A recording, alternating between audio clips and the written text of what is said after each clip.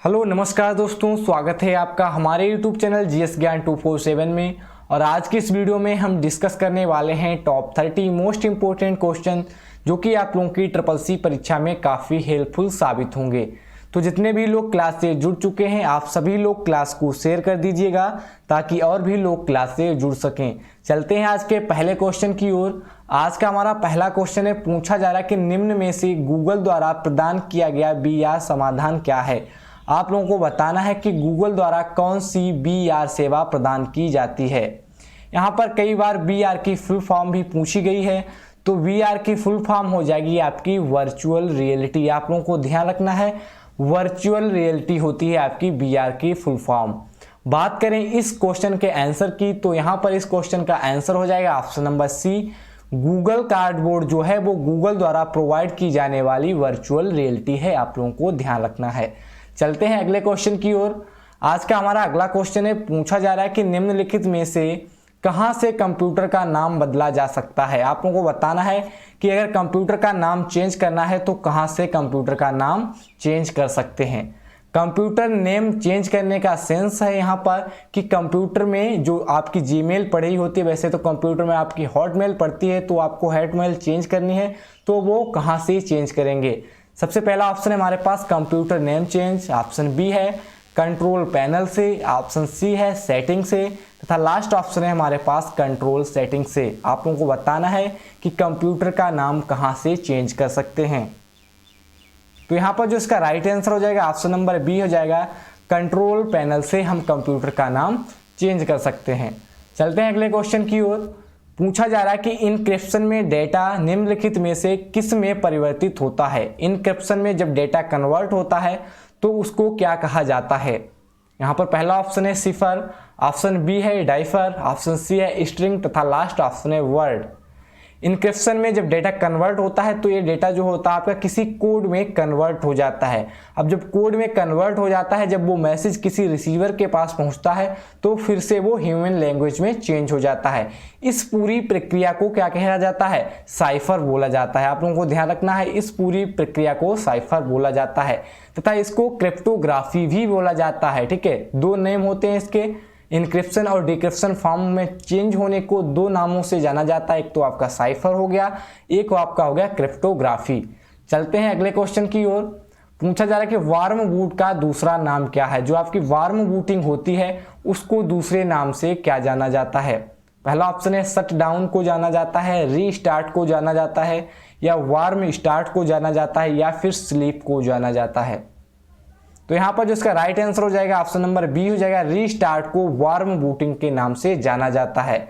वहीं पर अगर शट डाउन आपका पहले से हो और उसको अगर आप खोल रहे हैं, ऑन कर रहे हैं, तो उसको कोल्ड बूटिंग बोला जाता है। आप लोगों को दोनों चीजें ध्यान रखनी है। चलते हैं अगले क्वेश्चन की ओर।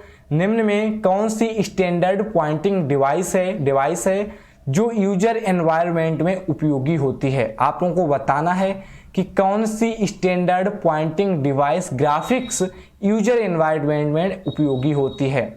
पहला ऑप्शन है कीबोर्ड, ऑप्शन बी है माउस, ऑप्शन सी है ट्रैक वॉल तथा लास्ट ऑप्शन है जॉयस्टिक।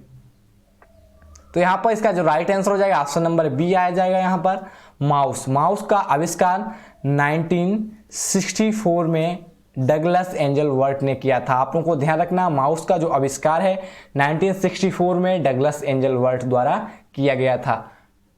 देखते हैं अगले क्वेश्चन। अगला क्वेश्चन में पूछा गया है कि आईपी डेटाग्राम की कुल लंबाई कितनी होती है। जो आपका IPv4 होता है, यहाँ पर IPv4 की बात की जा रही है। ठीक है, आप लोगों को ध्यान रखना, IPv4 की बात की जा रही है।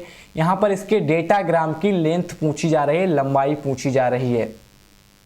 आप लोगों को इसका राइट आंसर करना है। तो यहां पर जो इसका राइट आंसर हो जाएगा ऑप्शन नंबर बी हो जाएगा 65,535। ठीक है, आप लोगों को ध्यान रखना है 65,535 वाइट्स होता है। आप लोगों को ध्यान रखना है 35,535 वाइट्स होती है इसकी टोटल लंबाई। चलते हैं अगले क्वेश्चन की ओर।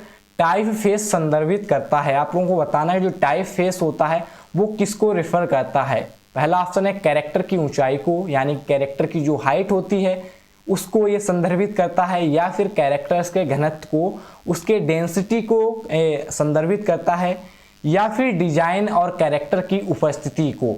या फिर लास्ट ऑप्शन है हमारे पास कैरेक्टर का तिरछा होना। टाइपफेस किसको संदर्भित करता है आप लोगों को बताना है। तो यहाँ पर जो इसका राइट आंसर हो जाएगा ऑप्शन नंबर सी हो जाएगा, डिजाइन और कैरेक्टर की उपस्थिति को दर्शाता है। आप लोगों को ध्यान रखना है, डिजाइन और कैरेक्टर की उपस्थिति को टाइपफेस दर्शाता है। चलते हैं अगले क्वेश्चन की ओर।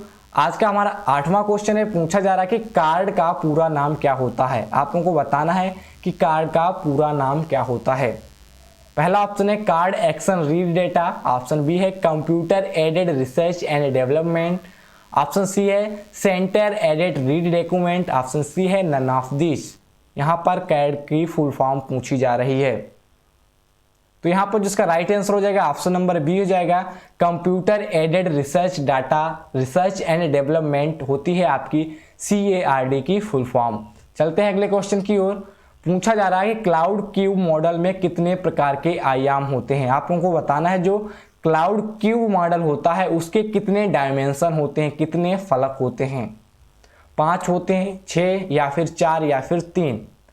यहाँ पर जैसे कि नाम से ही यहाँ पर शो हो रहा है क्लाउड क्यूब, ठीक। क्यूब में कितने आयाम होते हैं आप लोगों को पता होना चाहिए, 4, ठीक है। यहाँ पर ये 4 आयाम होते हैं क्लाउड क्यूब मॉडल के अंदर। चलते हैं अगले क्वेश्चन की ओर। निम्नलिखित में किस में विजार्ड का ऑप्शन होता है। आप लोगों को बताना है कि निम्नलिखित में विजार्ड का ऑप्शन किस मेन्यू के अंदर मिलता है।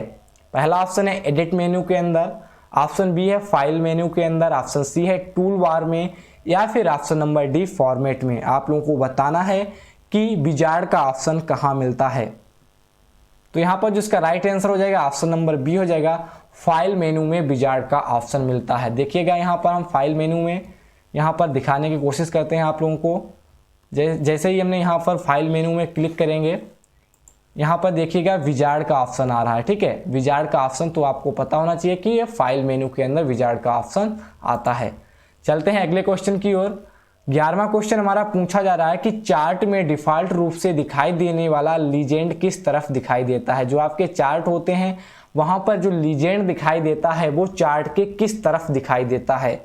पहला ऑप्शन है दाईं तरफ, ऑप्शन बी है बाईं तरफ, ऑप्शन सी है बीच में, या फिर ऑप्शन नंबर डी बॉटम यानी कि नीचे की तरफ। यहां पर बता दें कि लीजेंड क्या होता है। जैसे कि कुछ इस प्रकार से आपके चार्ट बने होते हैं, ठीक है। चार्ट इस प्रकार से बने होते हैं, ठीक है। ये चार्ट आपके बने होते हैं। यहाँ पर आप लोगों को पता होना चाहिए, यहाँ पर इसके बारे में लिखा होता है कि सी में क्या है, ऑप्शन बी में क्या हो। तो ये कहाँ पर दिखाई देते हैं, ये आपके दाईं तरफ दिखाई देते हैं। जो आपके चार्ट होते हैं उसके दाईं तरफ लीजेंड जो होते हैं वो बने होते हैं। चलते हैं अगले क्वेश्चन की ओर। कंप्यूटर में डिस्क कहाँ लगाई जाती है। आप लोगों को बताना है कि जो आपका कंप्यूटर है अगर वहाँ पर आपको डिस्क लगानी है तो कहाँ पर लगाएंगे। पहला ऑप्शन है मॉडेम में लगाएंगे, ऑप्शन बी है हार्ड ड्राइव में लगाएंगे, ऑप्शन सी है CPU में लगाएंगे, या फिर डिस्क ड्राइव में लगाएंगे। तो यहाँ पर जो इसका राइट आंसर हो जाएगा, अगर कंप्यूटर में आपको डिस्क लगानी है तो उसके लिए एक ऑप्शन होता है वहाँ पर डिस्क ड्राइव, ठीक है, जो कि साइड में दे रखा होता है। डिस्क ड्राइव कर खोलकर आप वहाँ पर डिस्क लगा सकते हैं। चलते हैं अगले क्वेश्चन की ओर। इनमें से कौन एक क्लाउड सेवा का वर्णन करता है जिसे केवल सीमित उपयोगकर्ताओं द्वारा ही एक्सेस किया जा सकता है। पहला है पब्लिक क्लाउड, ऑप्शन बी है प्राइवेट क्लाउड, ऑप्शन सी है वर्चुअल क्लाउड, तथा लास्ट ऑप्शन है इनमें से कोई नहीं। यहाँ पर पूछा जा रहा है कि वो क्लाउड बताना है जो केवल सीमित उपयोगकर्ताओं द्वारा एक्सेस किया जा सकता है, ठीक है, सीमित यूजर द्वारा एक्सेस किया जा सकता है। तो यहाँ पर जिसका राइट आंसर हो जाएगा ऑप्शन नंबर बी हो जाएगा, प्राइवेट क्लाउड को जो है वो सीमित या लिमिटेड उपयोगकर्ताओं द्वारा ही उसको एक्सेस किया जा सकता है। जैसे कि बैंक्स का खुद का क्लाउड होता है, या फिर कोई निजी कंपनी होती है वो अपना क्लाउड जो है वो खरीदती हैं, तो वो क्या कहलाता है, एक प्राइवेट क्लाउड कहलाता है। जो उस कंपनी में कार्य करता है केवल वही यूजर जो हैं उस क्लाउड को एक्सेस कर सकते हैं। तो यहाँ पर लिमिटेड यूजर्स का मतलब हो जाएगा प्राइवेट क्लाउड, ठीक है। चलते हैं अगले क्वेश्चन की ओर। डिजिटल बैंकिंग में प्रयोग किए जाने वाले OTP है। आप लोगों को बताना है कि डिजिटल बैंकिंग में जो OTP प्रयोग होता है वो किस प्रकार का होता है। नंबर पे आधारित, कैरेक्टर पे, या फिर नंबर और कैरेक्टर दोनों पे, या फिर नन ऑफ दिस। जो आपका OTP होता है वो किस प्रकार का होता है। तो यहाँ पर इसका जो राइट आंसर हो जाएगा ऑप्शन नंबर ए हो जाएगा। आपका OTP हमेशा डिजिटल डिजिट के अंदर ही होता है, ठीक है। यहाँ पर नंबर्स ही होते हैं, यहाँ पर कोई भी अल्फ़ाबेट कैरेक्टर्स नहीं शामिल किए जाते हैं। चलते हैं अगले क्वेश्चन की ओर। वॉइस मेल हो गया आपका, email and online social networking हो गया। इसी प्रकार के कई एग्जाम्पल जो हैं वो किसके अंतर्गत आते हैं, आप लोगों को बताना है कि ये सारे के एग्जाम्पल जो हैं वो किसके अंतर्गत आते हैं। पहला ऑप्शन है टेली संचार के अंतर्गत, ऑप्शन बी है ब्रिजग्राम के अंतर्गत, ऑप्शन सी है संचार राउटर के अंतर्गत, या फिर लास्ट ऑप्शन कंप्यूटर संचार के अंतर्गत। वॉइस मेल हो गया, email and online social networks हो गए, ये जो हैं सब कंप्यूटर संचार के अंतर्गत आते हैं। आप लोगों को ध्यान रखना है कंप्यूटर संचार के अंतर्गत ये सारी चीज़ें आती हैं। चलते हैं अगले क्वेश्चन की ओर। भारतीय सुपर कंप्यूटर के पिता किसे माना जाता है, आप लोगों को बताना है कि जो भारतीय सुपर कंप्यूटर था परम 8000, आप लोगों को ध्यान रखना है जो हमारा पहला सुपर कंप्यूटर था वो सीडेक कंपनी ने बनाया था, इसे पुणे में स्थापित किया गया था। और ये जो परम 8000 हमारा पहला सुपर कंप्यूटर था, तो यहाँ पर पूछा जा रहा है कि उसके फादर किसको माना जाता है। तो यहाँ पर जो इसका राइट आंसर हो जाएगा विजय पांडुरंग वाडकर को हमारे पहले कंप्यूटर का फादर माना जाता है। चलते हैं अगले क्वेश्चन की ओर। पूछा जा रहा है किसके द्वारा कंप्यूटर में समय और दिनांक सुरक्षित रहते हैं। पहला ऑप्शन है सीमोस, ऑप्शन बी है रोम, ऑप्शन सी है रैम तथा लास्ट ऑप्शन है फ्लैश मेमोरी। तो समय और दिनांक जो है हमारे वो सीमोस में सुरक्षित रहती हैं। आपका सीमोस होता है वो मदरबोर्ड के ऊपर लगा रहता है, एक बैटरी नुमा होती है ये, और ये मदरबोर्ड के ऊपर लगा रहता है। चलते हैं अगले क्वेश्चन की ओर।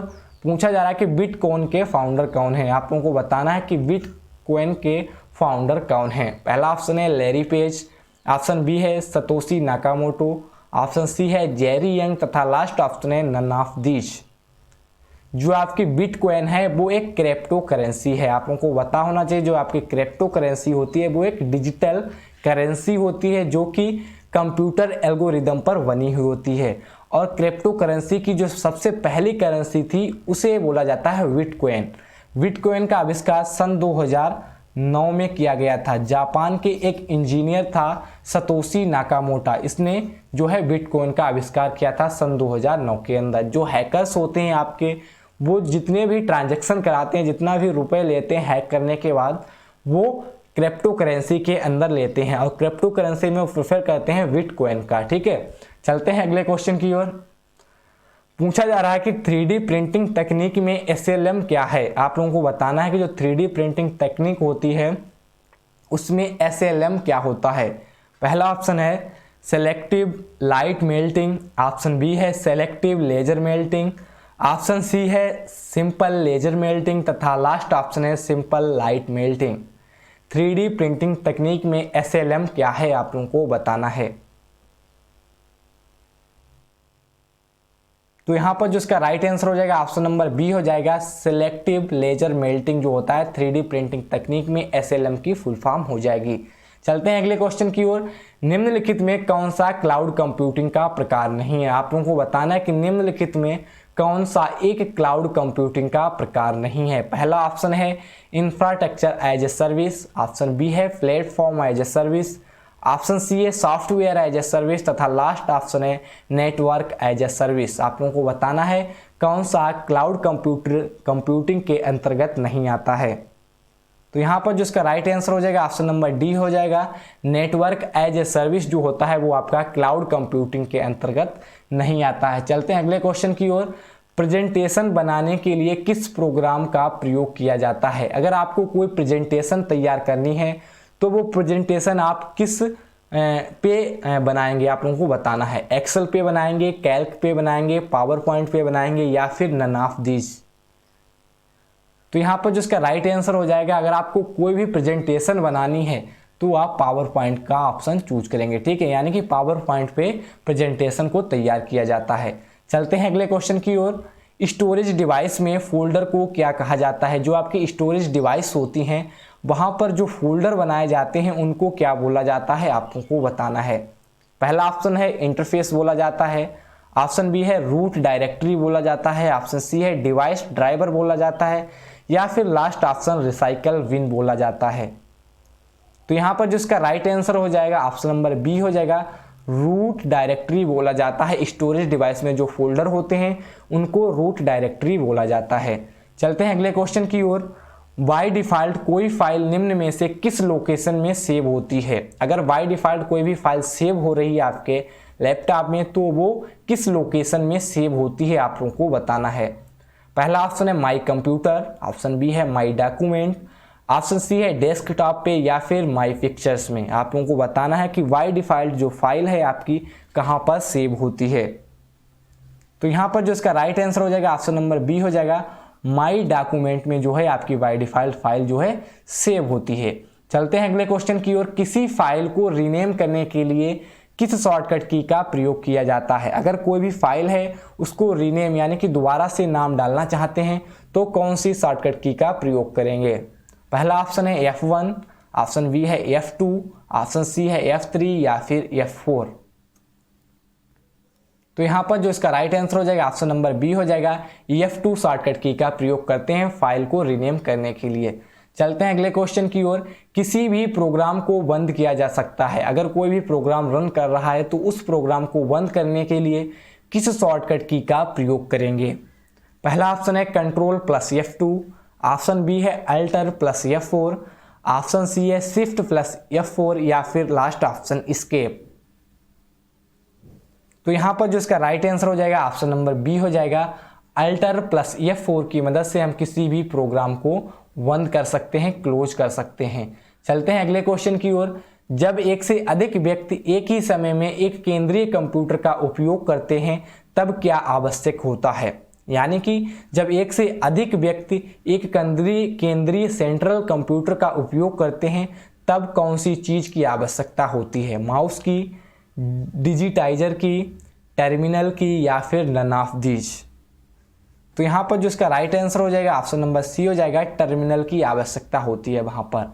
चलते हैं अगले क्वेश्चन की ओर। गूगल के संस्थापक कौन हैं? जो आपका गूगल है उसके संस्थापक कौन हैं आप लोगों को बताना है। पहला ऑप्शन है टिम बर्नर्स-ली, ऑप्शन बी है लैरी पेज, ऑप्शन सी है मार्क जुकरबर्ग तथा लास्ट ऑप्शन है नन ऑफ दीज। तो जो गूगल के संस्थापक हैं उनका नाम है लैरी पेज। आप लोगों को ध्यान रखना है लैरी पेज ने 1998 में गूगल की स्थापना की। ठीक है, चलते हैं अगले क्वेश्चन की ओर। और आज का हमारा लास्ट क्वेश्चन है। पूछा जा रहा है कि निम्न में से रैम नहीं है। आप लोगों को बताना है कि निम्नलिखित में जो ऑप्शन दे रखे हैं उनमें से कौन सी एक रैम नहीं है। पहला ऑप्शन है पी रोम, ऑप्शन बी है एस रोम, ऑप्शन सी है बी रोम तथा लास्ट ऑप्शन है डी रोम। तो यहाँ पर जो इसका राइट आंसर हो जाएगा ऑप्शन नंबर ए हो जाएगा।